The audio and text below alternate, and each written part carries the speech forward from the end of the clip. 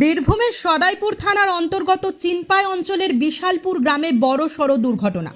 আচমকায় ভেঙে পড়ল ৫,০০০ লিটারের পরিশুদ্ধ পানীয় জলের ট্যাঙ্কি। ঘটনায় গুরুতর আহত ৩ জন। নির্মাণের মাত্র ৫ বছরের মধ্যেই কেন ভেঙে পড়ল জল ট্যাঙ্কি, উঠছে একাধিক প্রশ্ন।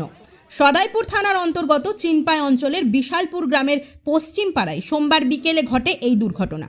স্থানীয় সূত্রে জানা গিয়েছে 2020-21 অর্থবর্ষে গ্রামবাসীদের জন্য ৫,০০০ লিটারের একটি পরিশুদ্ধ পানীয় জলের ট্যাঙ্কি নির্মাণ করা হয়েছিল, কিন্তু নির্মাণের মাত্র ৫ বছরের মধ্যেই আচমকা ভেঙে পড়ে সেই ট্যাঙ্কি। গ্রামবাসীদের অভিযোগ, ট্যাঙ্কিটির নির্মাণে নিম্নমানের সামগ্রী ব্যবহার করা হয়েছিল, পাশাপাশি দীর্ঘদিন ধরে যথাযথ রক্ষণাবেক্ষণ না হওয়ায় এমন দুর্ঘটনা ঘটেছে।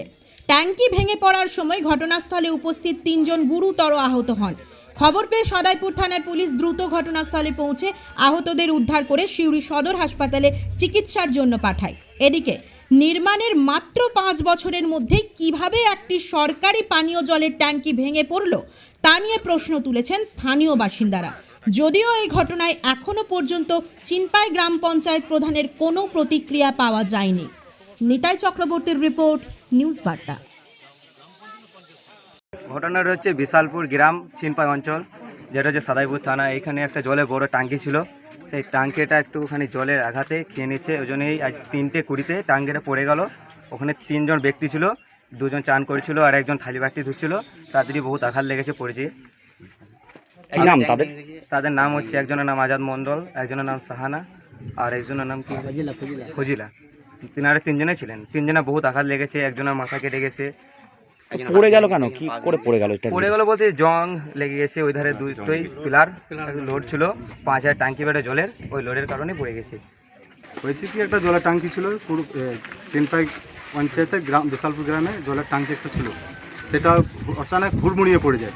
সেখানে 3 জন থাকে, 2 জন স্নান করে, একজন থালাবাটি ধুই, 3 জনেই আহত হয়েছে। কোন সময় ঘটনা? 3টার সময়। কতদিন আগে তৈরি হয়েছিল? এটা হয়েছে ওই 2021-এ স্যাংশন হয়েছিল, আর 2023-এ এটা কাজটা হয়েছিল। তো এই যে মাত্র 3 বছরের মধ্যে জল ট্যাঙ্কিটা পড়ে গেল, কেন পড়ে গেল? জঙ্গে খেয়ে নিয়েছে, মেনটেন্স করে নেই। মেনটেন্স করলে পরে এটা হয়তো রং টং করলে পরে থাকতো মজবুত, সেগুলো করে নেই। এই বিষয়ে বলার কী রয়েছে, কন্ট্রাক্টরের চুরি এবং নেশাদের চুরির কারণে যে থিকনেস দেওয়ার কথা সেই থিকনেস না দেওয়ার কারণেই জল ট্যাঙ্কিটা পড়ে গেছে। আমরা প্রধানকে চাপ দেবো এবং বিডিও সাহেবকে বলবো, যে কন্ট্রাক্টর ছিল সেই কন্ট্রাক্টরকে এনে তার খেসারত বা জরিমানা বা সেই টাকার সমপরিমাণ টাকা বা তাকে করার জন্য আমরা বলবো।